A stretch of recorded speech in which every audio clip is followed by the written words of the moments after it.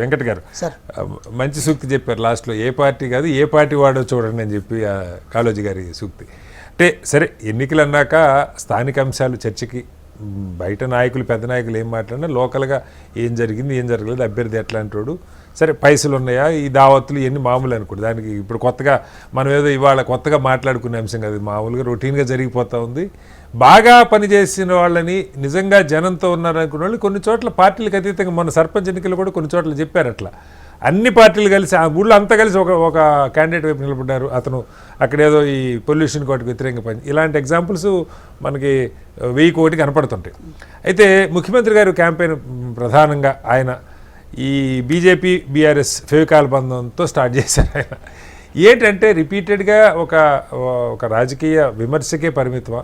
అంటే కాళేశ్వరం సరే మీరు సిబిఐకి ఇచ్చారు, విచారణ జరగలేదంటున్నారు, మీ దగ్గర ఉన్న కేసులు కూడా చాలా విచారణ జరుగుతూ ఉన్నాయి కదా, వీటి గురించి కూడా చర్చ వస్తుంది కదా. అంటే సరే లోకల్ ఇష్యూస్, లోకల్ వారు చెప్పారు, మున్సిపాలిటీకి బీజేపీ రాష్ట్రం అంతా ఒక మేనిఫెస్టో ఇచ్చారు, సరే లోకల్గా వార్డ్ లెవెల్లో మేనిఫెస్టో కావాలి, ఇక్కడ ఈ సమస్య ఉంది, అది ఎవరు ఇచ్చే పరిస్థితి లేదు, అంతా గాలిలో కొట్టుకుపోతున్నాయి ఎన్నికలు, ఏం చెప్తారు సార్? మీకు ప్యానెల్లో పెద్దలకు నమస్కారం సార్. మంచి చెడు అనే అంశం చివరిలో కంక్లూజన్లో వచ్చింది కాబట్టి దాంతోనే మనం ఇంట్రడక్షన్ స్టార్ట్ చేద్దాం సార్. కేటీఆర్ గారు మంచోళ్ళైనా చెడ్డోళ్ళైనా మా పార్టీ గుర్తుంటే మాత్రం వారికి ఓటేయమని అని చెప్తే దానికి కవిత గారు కౌంటర్ ఇచ్చిన సందర్భాలు ఉండే. అదృష్టవశాత్తు కాంగ్రెస్ పార్టీలో అందరూ మంచోళ్ళే అభ్యర్థులుగా ఉన్నారు, మంచోళ్ళకే ఓటేయండి అని చెప్పి మేము మంచోడు కాకపోతే ఓటు వేయొద్దని చెప్తారా మరి మీరు? లేదు సార్, నేనేమంటున్నా అంటే ఇప్పుడు కల్లాలకి వెళ్ళి ఒడ్లు తీసుకొచ్చినప్పుడు కూడా మొత్తం ఒడ్లు మనం ఇంట్లోకి తీసుకురాం సార్, ఎక్కడొక్కడ అవి వెళ్ళిపోతాయి. సో దాని గురించి నేనేం మాట్లాడదలుచుకోలేదు. బట్ ఒకటి ఏంటంటే సార్, నేను ఒక చిన్న సినారియో చెప్తా సార్. 10 సంవత్సరాల పాటు తెలంగాణ రాష్ట్రంలో బీఆర్ఎస్ పార్టీ అధికారాన్ని కట్టబెట్టి కేసీఆర్ గారిని ముఖ్యమంత్రి చేసి కార్యకర్తలు నాయకులందరూ కష్టపడి వారి కోసం చేస్తే ఈరోజు అదే కార్యకర్తలు అదే నాయకులు సర్పంచుల రూపంలోనో లేకపోతే కౌన్సిలర్ల రూపంలోనో కార్పొరేటర్ల రూపంలోనో వార్డు సభ్యుల రూపంలో నిలబడి వాళ్ళు వెళ్తుంటే కనీసం బయటకు వచ్చి వాళ్ళ తరపున ఓట్లు అడిగిన సందర్భం లేదు, వాళ్ళ తరపున మాట్లాడిన సందర్భం లేదు, వాళ్ళకు మద్దతుగా మీరు ఓట్లేనని చెప్పి ప్రజలకు దిశానిర్దేశం చేసిన సందర్భం లేదు. అసలు ఎటువంటి పొలిటికల్ స్ట్రాటజీ కూడా లేవు. బట్ మా విషయానికి వచ్చినప్పుడు, కాంగ్రెస్ పార్టీ విషయానికి వచ్చినప్పుడు సార్, గౌరవ ముఖ్యమంత్రి గారు ఈరోజు ముఖ్యమంత్రి అవ్వడం కోసము నాయకులు కార్యకర్తలు కాంగ్రెస్ పార్టీ జెండా బట్టి సభలు సమావేశాలకు వచ్చి సోషల్ మీడియాలో కానీ మిగతా వేదికల మీద కానీ బీఆర్ఎస్ పార్టీ అరాచకాలకు వ్యతిరేకంగా కొట్లాడి నిలబడ్డారని చెప్పి ఈరోజు వారికి కృతజ్ఞతగా ముఖ్యమంత్రి గారు జిల్లాల వారీగా సర్పంచ్ ఎలక్షన్లో కూడా పర్యటన చేశారు, మున్సిపల్ ఎలక్షన్లో కూడా పర్యటన చేస్తున్నారు, రేపు జెడ్పీటీసీ ఎంపీటీసీ ఎలక్షన్లో కూడా పర్యటన చేస్తారు. ఇది కాంగ్రెస్ పార్టీలో గౌరవ ముఖ్యమంత్రి గారికి కార్యకర్తల మీద ప్రజల పట్ల ఉన్న కృతజ్ఞత సార్. కృతజ్ఞత ఉన్న నాయకులు ఏ రోజైనా ఏది వాళ్ళు సస్టైన్ అవుతుంటారు, థ్రైవ్ అవుతుంటారు. ఇది కాంగ్రెస్ పార్టీ విధి విధానం సార్. ఇక జిహెచ్ఎంసీ ఎలక్షన్లో బండ్లు పోతే బండ్లు ఇస్తున్నారు, ఇల్లు పోతే ఇల్లు ఇస్తున్నారు. ఆ రోజు వరదల కారణంగా మొన్న ఏది కరీంనగర్ సంబంధించిన ఇప్పుడు మేయర్ సంబంధించిన వ్యవహారంలో బండి సంజయ్ గారు హిందూ ముస్లిం అన్ని వారికి నచ్చిన వ్యవహారాలు ఏదంటే మొత్తం బ్యాటింగ్ చేసుకుంటూ పడేస్తున్నారు. సో డంప్ యార్డ్ని తీసుకొస్తానని చెప్పి మళ్ళీ అక్కడ ఒక నినాదం చేసే ప్రయత్నం చేస్తున్నారు సార్. ఒక మాట సార్, వారు అక్కడ ఎంపీగా ఉన్నారు, అదేవిధంగా కేంద్ర మంత్రిగా కూడా ఉన్నారు. సో వరంగల్ కరీంనగర్ మధ్యలో ఎక్కడో డంప్ యార్డ్ పెట్టి దాని నుంచి రీసైకిల్ చేసి పవర్ ప్రొడ్యూస్ చేస్తాను. అది 100% చేయాల్సింది కూడా కాంగ్రెస్ ప్రభుత్వమే చేస్తారు సార్. ఎందుకంటే మాకు ఆ చిత్తశుద్ధి ఉంది. మేము 100% గౌరవ ముఖ్యమంత్రి గారి దృష్టి కూడా వెళ్ళింది, వారి సభలో కూడా ఈ విషయం చెప్పిన సందర్భం ఉండేది. సార్ నేనేమంటున్నా అంటే ఎలక్షన్ అప్పుడే ఇది చేస్తామని చెప్పి గుర్తు చేయడం కాదు సార్, ఎలక్షన్తో సంబంధం లేకుండా చేయగలడం కూడా నాయకుడి యొక్క లక్షణాలు.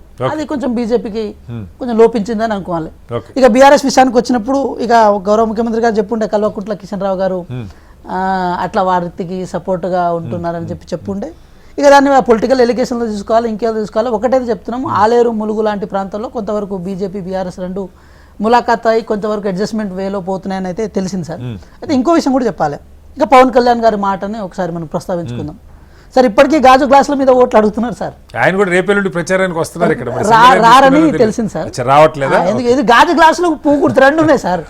వాళ్ళు నామినేషన్ విత్డ్రా చేసుకోవాలి. ఇప్పుడు వీరు ఏది పువ్వు గుర్తుగా ఓటేయమని అనడం అంటే గాజు గ్లాసుకి ఓటేయద్దని అనడం అనే కదా సార్. సో ఇంకోటి ఈ విషయం ఏంటంటే సార్, ఇంకా ఈ మాట ఇక్కడ ప్రస్తావించాలి. ఎందుకంటే మీరు ఏది చైర్లో ఉన్నప్పుడే ఈ చర్చకు వచ్చింది, ఏది తూర్పుగోదావరి పశ్చిమ గోదావరి జిల్లాలో ఉండే కొబ్బరి చెట్లు మోడి బారిపోవడానికి ప్రధానమైన కారణం తెలంగాణ రాష్ట్ర ప్రజలు దిష్టి తగలనని చెప్పి ఓకే. పవన్ కళ్యాణ్ గారు చెప్పారు.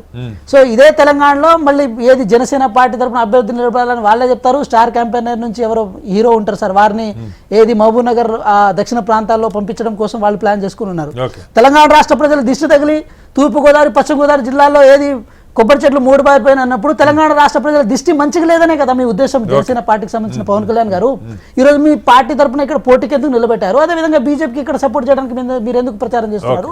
తెలంగాణ బీజేపీ నాయకులు కూడా ఎవరైతే శాపనార్థాలు పెట్టిన వ్యక్తిని ఇక్కడ ప్రచారంలో ఎందుకు వాడుకుందాం అనుకుంటున్నారు? మీ ఫోకస్ ఎక్కువ బీజేపీ మీద ఉందా, బీఆర్ఎస్ మీద ఉందా? సార్ ప్రతిపక్ష గారిని అడుగుతున్నాం మామూలుగా. అంటే మీకు మేజర్గా కాంపిటీషన్, ఎందుకంటే మీరు రూలింగ్లో ఉన్నారు.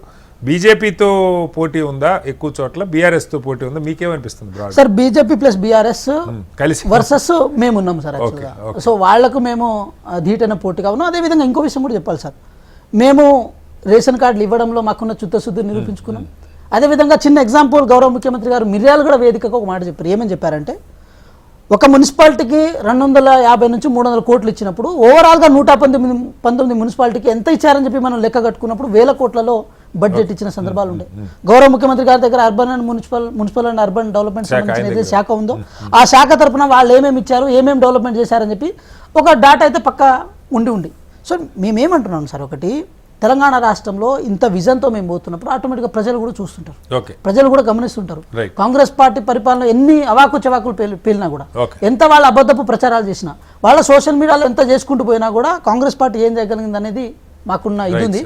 ఇంకో విషయం కూడా చెప్తున్నా, గౌరవ కేటీఆర్ గారు కానీ లేకపోతే హరీష్ రావు గారు కానీ వారు వారి జిల్లాలకే పరిమితం అయ్యారంటే వారి జిల్లాలో సిచ్యువేషన్ ఎలా ఉందో మనం అర్థం చేసుకోవచ్చు. సార్ సిరిసిల్ల నుంచి కేటీఆర్ గారు బయటికి కదలడానికి రావట్లేదు సార్. ఎందుకంటే ఇంట గెలిచి రచ్చ గెలవాలి, లేకపోతే నాకు ఇక్కడ ఇబ్బంది అవుతుంది, నాకు ఇక్కడ సిరిసిల్లలో కనుక ఓడిపోతే నాకు ఎక్కడ తెలంగాణలో ఏ మున్సిపాలిటీ వాళ్ళు కానీ ఏ గ్రామ పంచాయతీ వాళ్ళు కానీ నా మాట వినరు అని చెప్పి వారు లాస్ట్గా ఆ కంక్లూజన్కి